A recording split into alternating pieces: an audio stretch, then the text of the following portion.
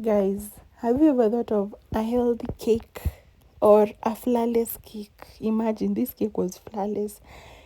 If you were curious or if you would want such a cake, let's make it together, guys. And we made it with lentils, so let's get into it.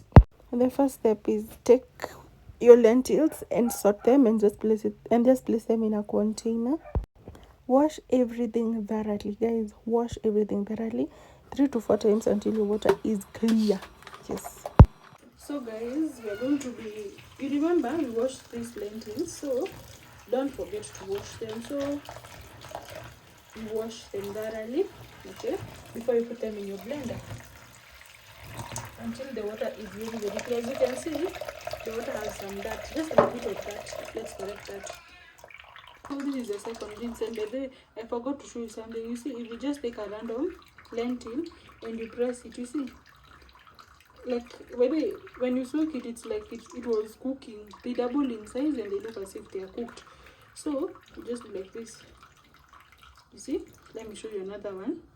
Just take a random one, okay, you see, and you just do like that, you see. So let's blend it. To avoid wastage, you're just going to sieve, you see. Yeah, and you should store it for a minimum of 4 hours but a maximum of 24 hours. But this one, it has stayed for exactly 24 hours. So all the water is over. Let's get to the blending part. So we're going to place it like that.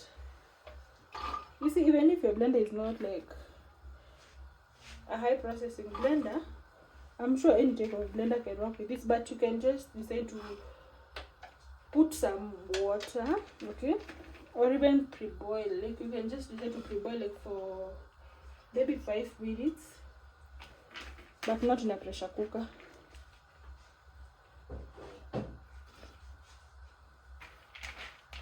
I think that is enough because I'll also do another recipe with that. So that is, add in your margarine, just a tablespoon, because you don't want it to have a lot of fat. And then you add in your fermented milk, and in this case this is just 3 tablespoons of your fermented milk, and you can just decide to either add in normal milk but not yogurt, okay. Yes. So after that, we're now going to add in an egg.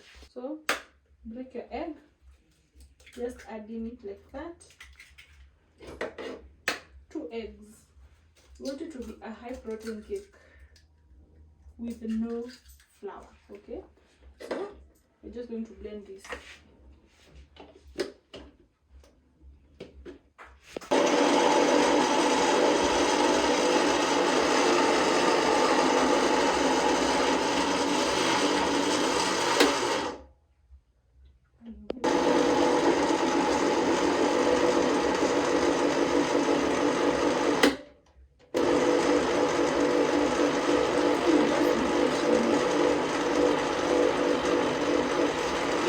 Adding your butter, okay.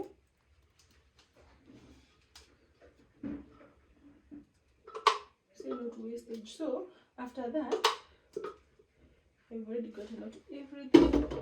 So after that, we're going to add in, this is my baking powder, sorry. I'm just going to add in, for it to be a cake, you must have baking powder. So you should add in 1 tablespoon of that. That is okay. But if you don't add that, it won't be a cake. And then I'm now going to add in a teaspoon of salt. Okay, that is okay. We are not going to add in any sugar for this recipe. And then we're now going to add in our vegetables for the color, you know. We're going to add in the red cabbage, carrots, and here I have some red bell pepper. These are not tomatoes, red bell pepper. So the carrots will help with a good taste, and also the red bell pepper have a good taste, okay. And the reason as why I didn't add in any tomatoes is because I don't want them to mash, okay. I just want them to have that crunch. You will just be folding. You fold in, fold in, fold in, fold in, and remember not to blend or grate your vegetables. Okay? Yeah. So just like that, our batter mixture is ready. So let us prepare our baking tray.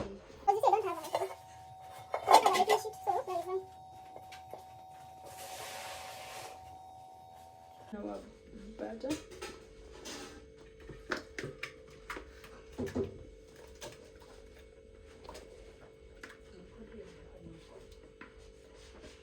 And ensure that you preheat your oven for 10 minutes, 175 degrees Celsius.